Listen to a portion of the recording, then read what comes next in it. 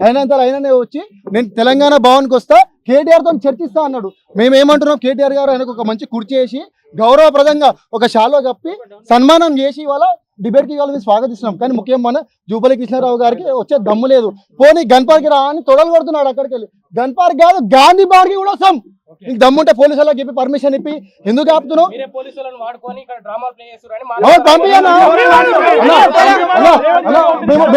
మేము BRS party విద్యార్థి విభాగం తరఫున ఒకటి హెచ్చరిస్తున్నాం. మేము ఏమంటున్నాం తెలుసా, సాయంత్రం వరకు మా గౌరవ వర్కింగ్ ప్రెసిడెంట్ కేటీఆర్ గారు ఇక్కడనే ఉంటారు. మీరు సవాలు స్వీకరించే దమ్ముంటే తెలంగాణ భవన్ కి రండి, మీకోసం కుర్చీ రెడీ ఉంది. లేని ఎడా బీఆర్ఎస్ రేపు పొద్దున మినిస్టర్ నీ ఇంటి దగ్గరకు వస్తాం, అక్కడనే చర్చించుకుందాం. మీ పోలీసులకు చెప్పు ఎందుకు అరెస్ట్ చేస్తాడు బిడ్డ, నీకు దమ్ము ధైర్యం లేకనే ఈరోజు పోలీసులను పెట్టి ఈరోజు హరీష్ రావు గారు అరెస్ట్ చేసాడు. ఇప్పుడు కేటీఆర్ గారు నిర్బంధిస్తావు. బిడ్డ నీకు దమ్ము ధైర్యం ఉంటే వెంటనే నువ్వు తెలంగాణ భవన్కి వస్తావా?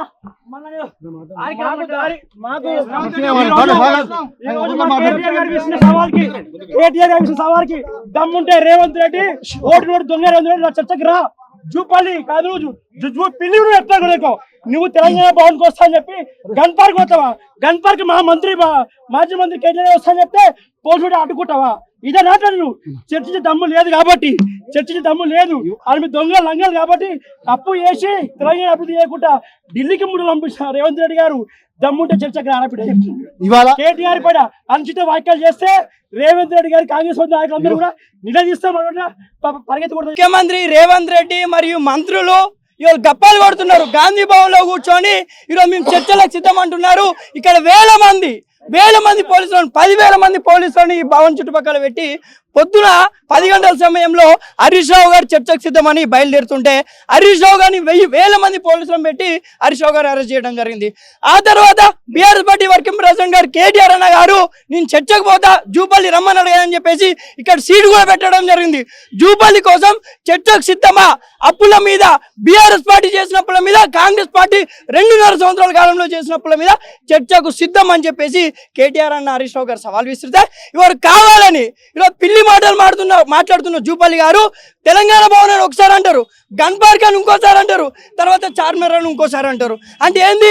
మీకే ఒక కరెక్ట్, మీకు ఎక్కడికి రావాలి, ఎక్కడ చర్చిద్దామని చెప్పేసి మీ రిపోర్ట్స్ అనేవి కరెక్ట్ లేవు. దమ్ముంటే చర్చకు రా.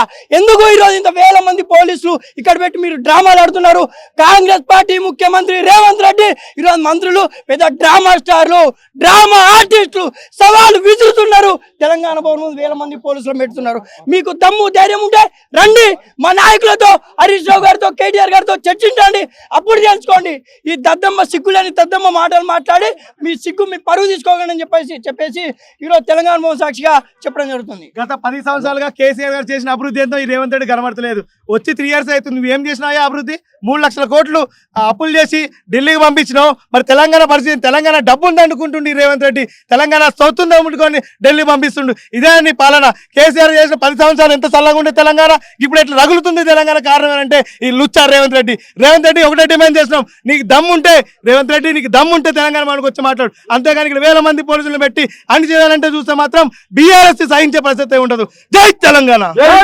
ఈ రోజు చూసుకుంటే ఇక్కడ జూపల్లి గారు వాళ్ళు ఏమనక ముందే సవాల్ ఇసిరు, ఏం లేకుండా రమ్మని న్యాయంగా మాట్లాడదామని.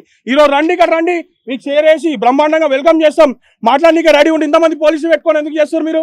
నాకు అర్థం కాకుండా ఇంతమంది కొట్లాడుతుంటే మీకు తెలంగాణ అస్తిత్వం తెలియదు, తెలంగాణ గురించి ఏం తెలియదు. మీది ఒక్కటే రేవంత్ రెడ్డి కాంగ్రెస్కి ఏడకెళ్ళి మూటలు పంపించాలి. ఇది అసలు జూపల్లి గారు నిన్న మిమ్మల్ని ఎవరు అన్నారు? మీరే వస్తా అన్నారు కదా, రమ్మన్నాం, ఇప్పటికీ రమ్మన్నాం, సిద్ధంగా ఉన్నాం. అట్లాంటప్పుడు ఇంతమంది పోలీసు వాళ్ళని పెట్టి హరీష్ అన్నని తీసుకోవాల్సిన అవసరం ఏముంది? ఇక్కడ కాదా గాంధీ భవన్ కైనా వస్తాం, గన్పార్ దగ్గరికి వస్తాం, ఆడికైనా వస్తాం, మేము రెడీగా ఉన్నాం. వీళ్ళందరూ వెళ్ళమనండి. వీళ్ళని ఎందుకు పంపించారు మీరు? అంత ఉన్నప్పుడు దమ్ము దగ్గర ఉంది మాట్లాడనీకే. న్యాయం మా దగ్గర ఉంది, మేము మాట్లాడనీకే సిద్ధంగా ఉన్నామని చూపించుకుంటున్నాం. ఇదే మీ దగ్గర కూడా ఉంటే రమ్మనండి, లేకపోతే మీరు అన్నారండి.